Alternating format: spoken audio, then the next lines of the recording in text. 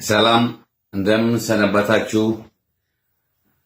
የኢትዮጵያ ሕዝብ ሰላም ወዳጁና ሰላም ፈላጊው የኢትዮጵያ ሕዝብ እንዲሁም ለገር የሆነው የኤርትራ ሕዝብ ሰላምና ፍቅር ፈላጊ ሆነው ግን ባለፈው ጊዜም ገር ሆኖ ብዙ ችግር ያጋጠመው አሁንም እንደዛ ብዙ ነገር የሚታይበት በአካባቢያችን ያለው የፖለቲካ ሽርሙጥና ብዙ ችግር ብዙ ነገሮች እያሳየን ስለሆነ አሁንም የተሰማኝ ስሜት እንደ ኤርትራው መጠን እንደ ሰላም ፈላጊ መጠን እንደ የጎረቤታችን እንደማከብር መጠን ያለውን ሁኔታ እንዳለው ምን አይነት ሁኔታ እየተካሄደ መሆኑን ለማን ጥቅም ተብሎ እየተደረገ መሆኑን ነገሩ እየገባኝ የታየን ያለ እውነት ስላለ ስለሱን አሁንም መናገር እወዳለሁ። መጀመሪያ ሰላም ለሁሉ ኢትዮጵያ ሕዝብና ኤርትራ ሕዝብ እንዲሁም ለአፍሪካ ቀንድ ጠቅላላ እንዲሁም ለአፍሪካ ለጥቁር ሕዝብ እንዲያውም ከዛ ቀጥሎ ደግሞ ለመላ ዓለም እንመኛለን። በእኛ በሀገራችን ውስጥ እየተካሄደ ያለው የሰላም መዝሙር ከጫጫታ አልፎ ምንም ትርጉም የሌለው የህፃንነት ጨዋታ የሚመስል እንድታምነው የሚያስቸግር ነገር ሆኖ አገኘሁት። ዛሬ ያለምንም ስምምነት ያለምንም ሰነድ ይከፈታል ድንበሩ፣ ከሁለት ወር በኋላ ይዘጋል። እንደገና በዛ ያልተከፈተም ይሄ የተከፍቶ የነበረው የተዘጋው አሁን ታክስን ለማስከፈልና እንደ ሁለት ሀገሮች አድርገን ህግን ለማስወጣት ይባላል። ይህን ነገር ሳይከናወን ደግሞ እንደገና በዚህ ያለ ያልተከፈተ በሆሞራ ሌላ ይከፈት ተብሎ ይሄ ቦርደር ነው፣ ድንበር ነው። ድንበር እንደ የአመንዝራ ቤት እንደፈለግ የሆነ ሰው የሚገባበትና የሚዘጋበትና የሚከፍትበት አይደለም። ስንት ከሁለቱም ወገን ስንት ህይወት ያለፈበት ነገር ስለሆነ ድንበር ማለት ህይወት ነው፣ ሀገር ነው። የአንድ ሀገር ህላዌ የሚረጋገጠው በድንበሩ ነው። ይሄ ሀገር ይሄ ነው ብለህ ለመግለጽ ከፈለግ ድንበሩን የት ነው፣ ከየት ነው፣ ከማን ይዋሰናል ተብሎ ነው ሀገር የሚባለው። እና ለዚህ ድንበር ተብሎ ደግሞ በሁለት በኩል በፖለቲሻን በውሸት ምክንያት በሌለበት እኔ እበልጣለሁ አንተ ትበልጣለህ በማለት በመወዳደር ማይሆን ኤክስኪውዝ እያመጡ ከሁለቱ ወገን ቁጥሩ ለመግለጽ የማይቻል በመቶ ሺህ የሚቆጠር ህዝብ አልቀዋል።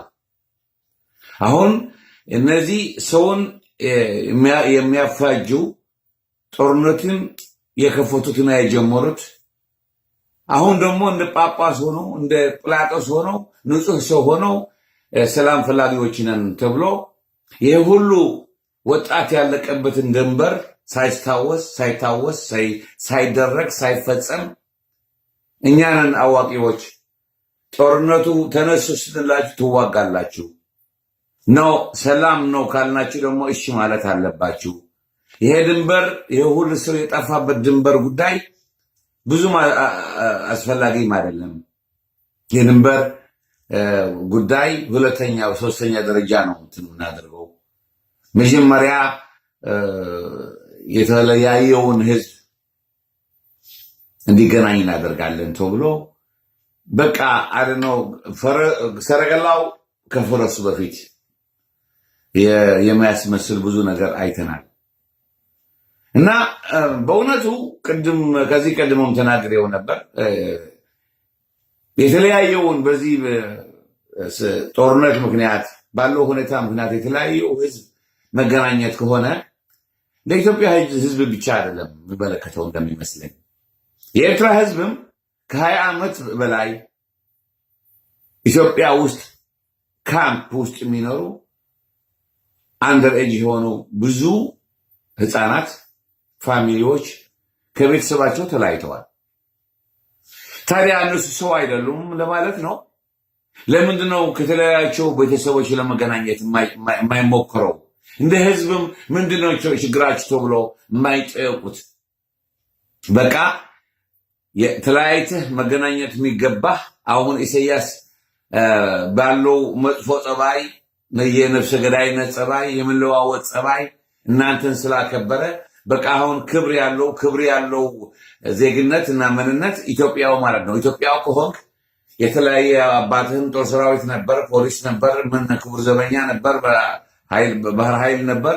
ለመገናኘት እያለቀስክ እያዘንክ በፕሌን አድርገህ በአክብሮት እየገባህ ይቻላል።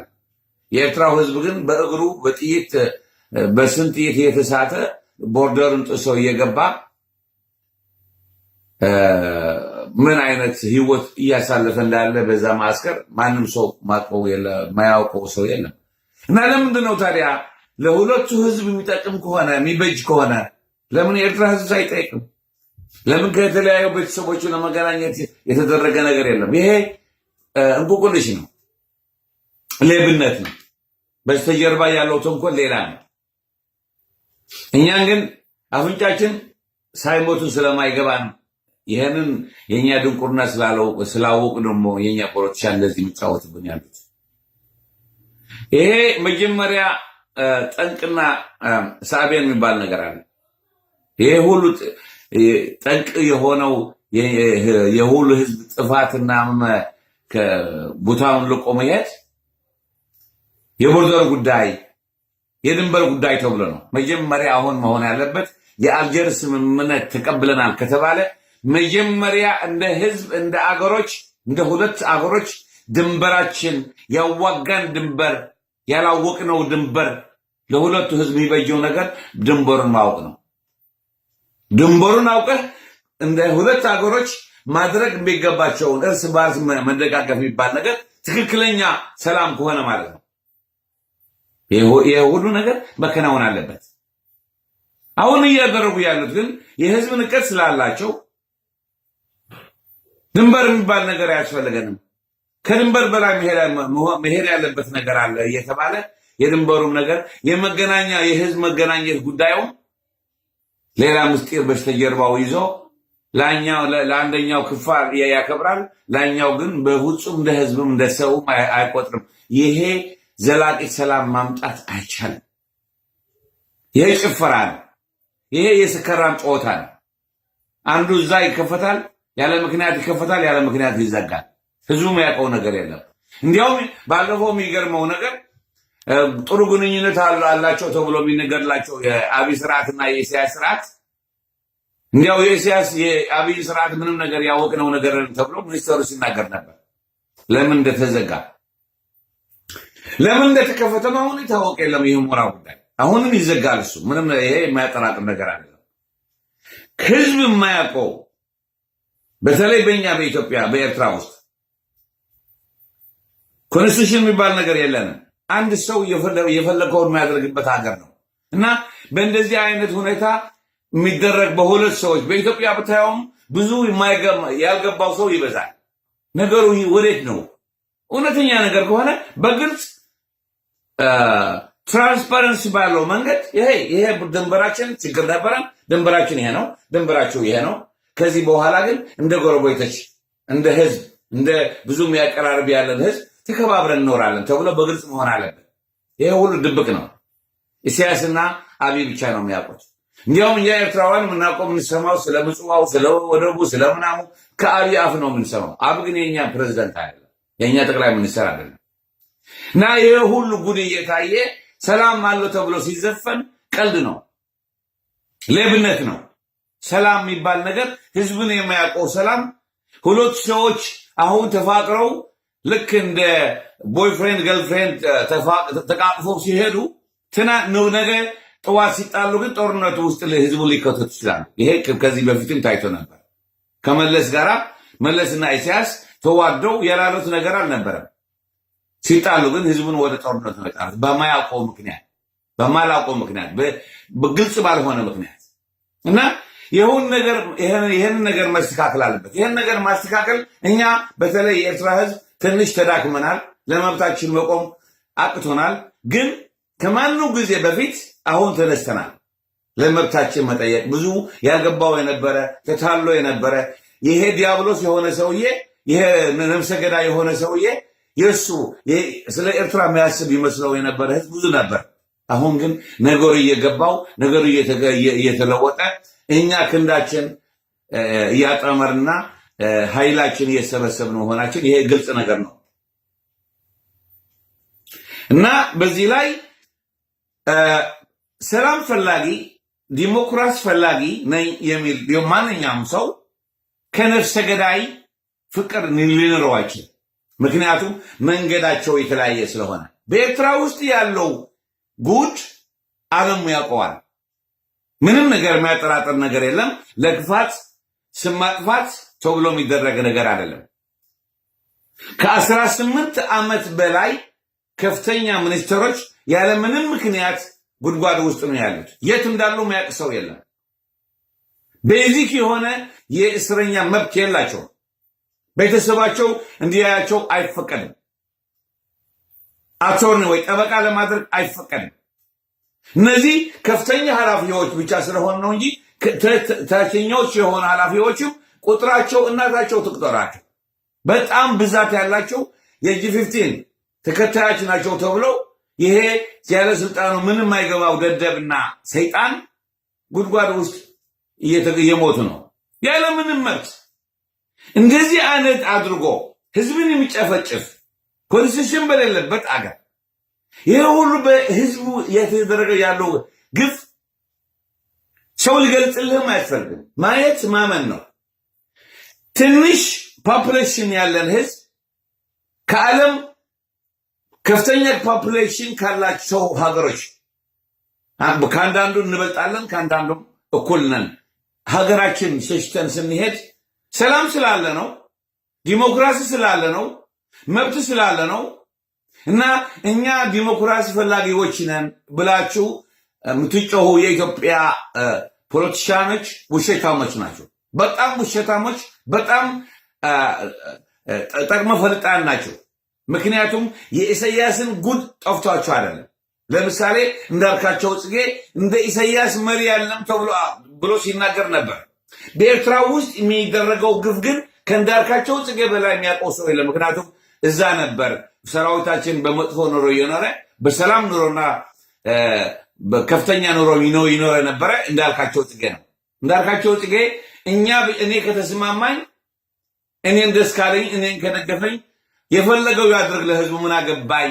እንደዚህ አይነት የሚል ሰው፣ እንደዚህ አይነት የሚል መሪ፣ እንደዚህ አይነት መሪ ያለው ድርጅት እንዴት አድርገው ነው ሰላምና ፍትህ ዲሞክራሲና ዘላቂ ሰላም ማምጣት ይፈልጋል ተብሎ የሚነገረው ነው? አይቻልም። እነዚህ ሰዎች እያወቁ የኤርትራን ህዝብ መብት ረግጠው ልክ አያታቸው ይርቱ እንደነበረ የኤርትራ ህዝብ መሬት እንጂ ህዝብ ያስፈልገንም የባህራችን ፍቅር ነው። ባይሆን ኑሮ በኤርትራ ያለው ግፍ ኢሳያስን የሚያደርገው ህገወጥ ነገር ምንም ነገር በህግ የተከበበ ነገር ወይም የሚደረግ ነገር በኤርትራ ውስጥ ያለ እና ይህን ነገር ለመስተካከል ህዝቡም እየሰራ ነው። ከድሮም ይበልጥ እየሰራ ነው። ቅልጥሙን እያባበረ ነው ያለው። የሚገርመው ነገር በጣም የገረመኝ ነገር አንድ ጆስ የሚባል ዘፋኝ ነው፣ ኮሜዲያን ነው። እኔ ብዙ አይገባኝም። ለተለያዩ ህዝቦች ቤተሰቦች መገናኘት እፈልጋለሁ ብሎ ይህንን እንደ በግ እንደ በርድ ማለት ነው፣ እንደ ወፍ ማለት ነው። በቃ ሰላም ፈላጊ ሆኖ አስመራ ውስጥ ወጥተው ጦር ሰራዊትን ወልዷቸው የሄዱና የተለያዩ እኛን ለመግደል የመጡ ወልዷቸው የሄዱ የተለያዩ ሲያስጠያይቅ ሲያስለቅስ ነበር። ስለ ኤርትራውያን መለያየታቸው እዛ ወደ አስመራ ከመግባት በፊት አዲስ አበባ ውስጥና ትግራይ ውስጥ በካምፕ ያለው በመቶ ሺህ የሚቆጠር ህዝብ ግን ጠፍቶት አይደለም። ምን አገባው? ግድ የለበትም። ኤርትራው ነዋ። እንደዚህ አይነት ሰው በእውነት በርህራሄ በፍቅር ሰውን መገናኝ ነው ብሎ ማሰብ እኔ ከመጀመሪያ እንደመጣ ምክንያቱም በአልቅሰን እንባችን ያስጨረሰን ጉድ አለ በውስጣችን። ምንድነው አሁን 2-3 የጦር ሰራዊት ልጆች ተገናኝተው ብለን ማልቀስ? ከዛ በላይ በሚሊዮን የሚቆጠር ህዝብ የኤርትራ ህዝብ ተበታትነዋል። የሚያለቅሰው እሱ ነው። የሁለት ወታደር የሞተ ወታደር ወልደው የህይወት መገናኘት አይደለም። ቤተሰብ ናቸው፣ ቢገናኙ ደስ ይለኛል። ግን ይህን ያህል እንደ ትልቅ ነገር ተቆጥሮ ዕላማው እሱ አይደለም። ይሄ ህዝብን ለማስለቀስ ህዝብን ለማታለል መስኪኑን ህዝብ ሰላም ፈላጊ ስለሆነ የሆነ ነገር እሱን አትራክት የሚያደርግ ነገር አድርገህ በኋላ በስተጀርባ ሌላ ተሸክመ መምጣት ነው። ይሄ ነገር ከመጀመሪያ ደስ አላለኝም እኔ። ምክንያቱም የአንድ ክፍል የአንድ ህብረተሰብ ብቻ ክብር የሚጠብቅ ስለሆነ ከዛ የበለጠ ግን ከዛ ያለፈ ነገር ነበር። ጆሲ ጊዜም አልወሰደም። ሰው አስለቅሶ አስለቃቅሶ ምስኪኑን አደንግጦ ምናምን አድርጎ መጨረሻ ላይ በኤርትራ ውስጥ ሱሪያቸውን ወልቆ በሱሪያቸው አር ሞልቶ ተማርከው ጠመንጃቸው መከናይዛቸው አስረክበው የሄዱ የሸሹ ጀነራሎች አስመጥቶ ከኤርትራና ከትግራይ ከኤርትራ ተገፍታችሁ ነው የሄዳችሁ፣ ተሸንፋችሁ ነው የሄዳችሁ ብሎ ቁስላችን መንካት ጀምረዋል። ይሄ ሰላም ፈላጊ መሳይ ደብተራ ሰላም ፈላጊ አይደለም። ሰላም ፈላጊ ከሆነ በእንደዚህ እነዚህ በጣም ሴንሲቲቭ የሆኑ ነገራት መንካት አይገባም። አንድ የሞተ የተሸነፈ ጀነራል አምጥተህ ያለፈውን ቁስል መንካት ምን ማለት ነው? አልተሸነፍንም፣ ገፍተን እኮ ነው ናቅፋ ያደረስነው። ለወያኔም ደደቢት እኔ ራሴ ሄጄ ነበር የእንትን አድርግ ምን ማለት ነው? ኤርትራ እኮ የኢትዮጵያ አካል ናት። እንደዛ ብዬ ነው ማምነው ብሎ የሚፎክርና የሚቦጫቋጭ ምንድን ነው የሚባለው የሚያጭበረብር አንድ የሆነ ተሸንፎ የወጣው ጀነራል አምጥቶ የእኛን ክብር ሲነካ አይተናል። ምክንያቱም ጆሲ ዓላማው የተለያዩ ድቃላዎችን ማገናኘት አይደለም፣ የኤርትራን ህዝብ መብት መርገጥ ነው። የባህራችንን ድንበር ለመፍረስ ነው። ባይሆን ኑሮ እንደዚህ አይነት ነገር አያመጣም ነበር። ስለ ጦርነቱ ጉዳይ ከተነሳ የኤርትራ ህዝብ ዓለም እንኳን የሚያውቀው እንኳን የኢትዮጵያ ወታደር ራሱን የቀመሰው ቦትሩና ኃይሉን የሚያውቀው ዓለምን በሙሉ ታዝቦት ሁለት ሀያል መንግስታት ተብሎ ግማሹ ምርኮኛ ሆኑ፣ ግማሻቸውም ተሸንፈው ሽንፈታቸው ንብረታቸው ትተው ይሄዱ። ዓለም ውስጥ የሚያውቀው በቃ ትልቅ በቃላት መግለጥ የማይቻል ከትልቅ ኃይል ጋር ትልቅ ጀግንነት ጀብዱነት ተሰርቶ የኢትዮጵያን ሰራዊት እንደሌለ አድርጎ ደማስሶ መከናይዙ ይዞ አገሩን ነፃ ያወጣ ህዝብ ነው።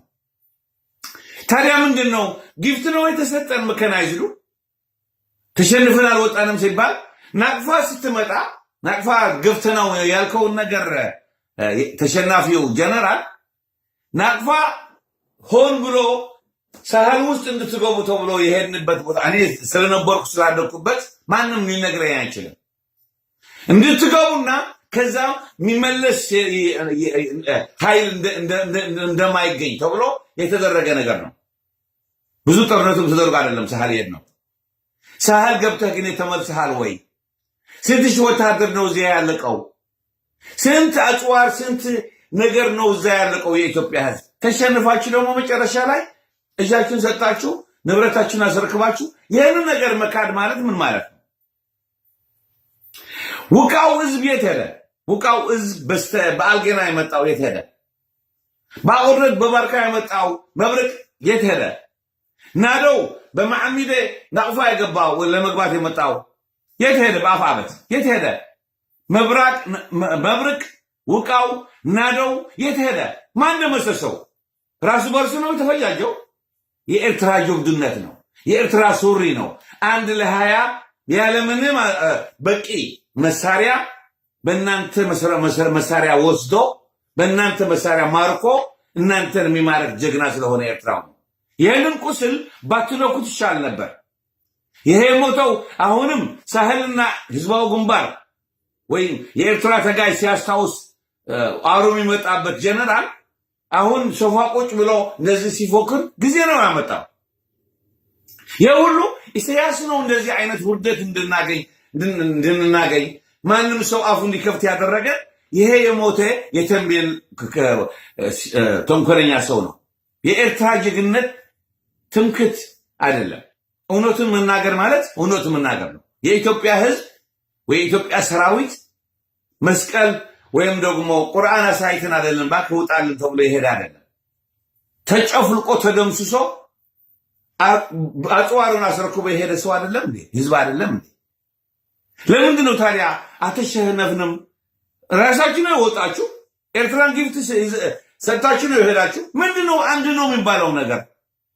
አንድ ብንሆን ኖሮ ለምን ትገድሉን ነበር? ለምን ሀገራችን ተቃጥሉ ነበር? ተንበርካችሁ ተሸንፏችሁ ወጣችሁ። ቁስላችን ለምን መንካት አስፈለገ? ጆስ የምታደርገውን ስታይ እኔ ያንተ ሳቅ መሳቅ አይደለም፣ የኔ ልቅሶ ነው። ከመጀመሪያ እስክመጣም ደስ ያላልከኝ ሰው ካለ አንተ ነህ። ምክንያቱም አዋቂ ነኝ ሀብታም ነኝ ባይነ አቀራረብህ ግን ለመስኪኑ ለገሩ ብቻ ነው ማታለል የሚችለው ለጊዜው። አሁን ይሄድ ያለበት መንገድ ለምንድን ነው? ቁስላችን እንድነካ፣ የትናንትን ጀብዳችን እንድንስታውስ፣ የትናንትን ቁስላችንና የትናንት በእኛ ላይ ያደረሳችሁን ወንጀልና ገበን እንድንስታውስ ነው ያደረገን። ለእኔ ለማንኛው ለሁሉም ለ6 ሚሊዮን ህዝብ ኤርትራ እና እኔ መግባት አልችልም። ሀገሬ ርስቴ የተዋጋሁለት ምወደው ማፈቅረው ማምንበት ምኮራበት ሀገር መሄድ አልፈልግም። ኤርትራ አልችልም። ምክንያቱም ዲክቴተርን ስለተቃወምኩኝ።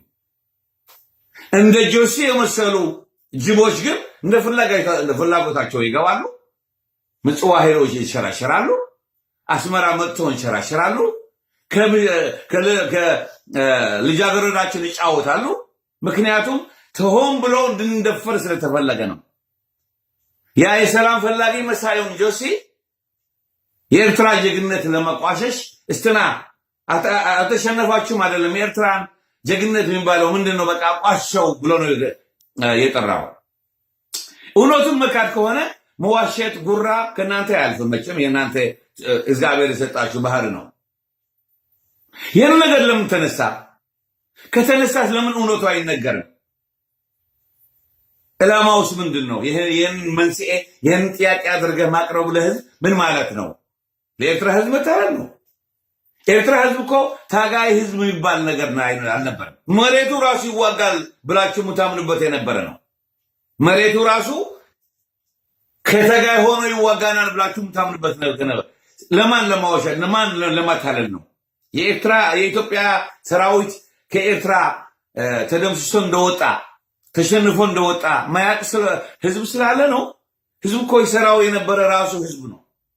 ራሱ ይሞታል፣ ራሱ ጥይት ያቀብላል። እሱ ህዝቡ ባያቅፈው ኖሮ ሰውራው ራሱ ሊዶርም አልችልም ነበር። እና ይሄ ድንቁርናችሁ ገና ተማሪ ነህ ጆሲ፣ የምታውቀው ነገርም የለም። ይሄ ተሸናፊው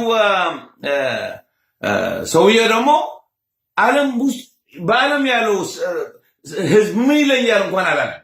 አሸንፈን እንደዚህ ገፍተህ ተሸንፈህ ሱሪህን ፈተህ ወንድነትን ሁሉ በቃ እንደ ሴት እጅን ሰጠህ እንደዚህ ሱሪህን አውልቀህ እንደ እንስሳ ነው ወደ ሀገር የተላከው። ይህን ነገር ለምን ታስታውሰናል? ይህንን ይቅርና ባለፈው ይቅር ተባብለን በሰላም እንኖር፣ ቁስልን መንካት ጥሩ አይደለም ተብሎ ህዝቡ ሰላም ሲፈልግ የነበረውን ታሪክ ለማቋሸሽ ከመኮራችሁ እናንተ ምንም ከመሸሽና ከመሸነፍ ምንም ታሪክ የላችሁ። 1-20 ኤርትራዊ ተዋግቶ ተሸንፋችሁ በእውነት ዓለምን የሚመሰክረው እውነት መናገረው ያለሁት ውሸት መናገርም ደስ አይለኝም። ምክንያቱም ውሸት የሚሄድበት ቦታ የለም። ለጊዜው ለአንድ ሰዓት ምናልባት ሰውን ለማታለል ይቻል ይሆናል። በኤርትራ የነበረው ጦርነት ግን እንዴት አድርጎ እንዲህ አይነት ጠንከራ ነገር እንደነበር የነበራችሁ ሁሉም ይዞታችሁ ፉኮራችሁ ትታችሁ ወደ ሀገራችሁ እንደ በግ ታስራችሁ እንደሄዳችሁ ይሄ ማያውቀው ሰው የለም። ግን ሰውን መግደል ጥሩ ስለሆነ አይደለም፣ ግን እኛ በሀገራችን ስለመጣችሁ ነው። እኛ አማራ አገር ወይ ድንበራችን ጥሰን የሌላ ሰው መሬት ፍለጋ ሄደን አናውቅም። አሁንም እያደረጋችሁ ያላችሁን አንድ የቀወሰ ሰው ይዛችሁ ነገ ምን እንደሚል ዛሬ የተናገረው ነገር መድገም ማይችል እብድ ነፍሰ ገዳይ አምናችሁም አይደለም። አታፈቅሩትም፣ አትወዱትም። እኔ በደንብ ማውቀው ነገር ነው። እዚህ ያሉ የእናንተ በተለይ የግንቦት ሰበን ደጋፊዎች የተነገርኳቸው ልጆች አሉ።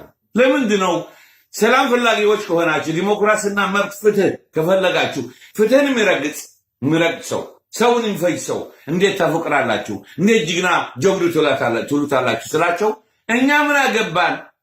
እናንተን ሲገድላችሁ እናንተን ነው የምትነሱት። እኛንን ስለሚደግፈን ጀግና ነው የምንለው።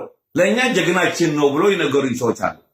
የኤርትራ የኢሳያስ ጉድ ግን የሚጠፋው ነገር ወይም ነፍሰ ገዳይ ነው ይላሉ ያሉ የግንባር ኢሳያስማ ወንበዴ ነፍሰ ገዳይ ነው። የእኛ ግን ይደግፈናል። ምን አገባን? አሁን መደገፉ የነበረው ኢትዮጵያን ለመተራመስ ነበር።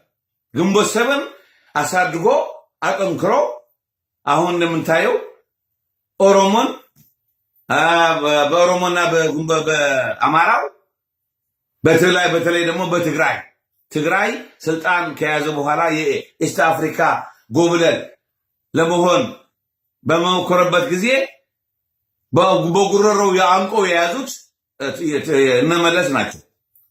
ይሄ በጥላቻና በጥላቻ ማይረሳ ሰውዬ በዛ የሚኖር ሰውዬ ይህንን ነገር ለመክፈል ነው አሁን የትግራይን ህዝብ ለማዳከም ህወሓት የሚባል የሌቦች ስብስብ ነበረው። እሱ ከሱ ይሻል አይደለም። እና እነዚህ ነገር መጀመሪያ ወገባቸው መስበር አለብን ተብሎ ከኦሮሞና ከአማራ የሰላም የፍቅር የጥሩ ሐሳብ አይደለም ነው።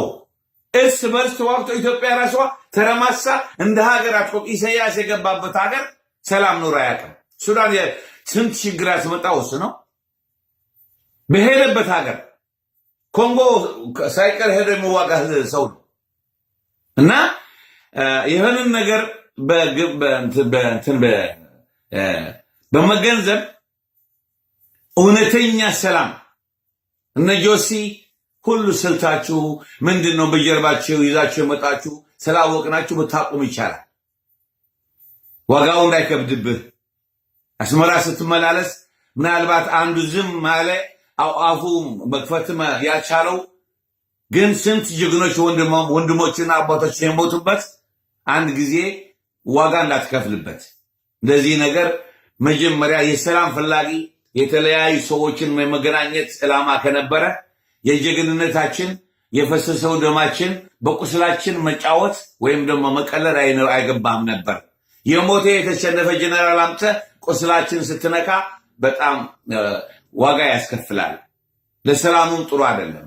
አሁንም ለማለት እንፈልገው ሰላም ለኢትዮጵያ ሕዝብ፣ ሰላም ለኤርትራ ሕዝብ እንደ ሁለት ሀገሮች ተከባብረን መኖር ከሆነ ግን የህዝብ ሰላም ነው ዘላቂ ሰላም ያመጣው። ህዝብ እርስ በርሱ ተነጋግሮ የሚያደርገው ፍቅር ነው። ህዝብ የሚያውቀው ነገር የለም። እንደ ሸርሙጣ በር አንዴ ይዘጉታል፣ አንዴ ይከፍቱታል። እንደዚህ ነገር የሚመጣ ሰላም የለም።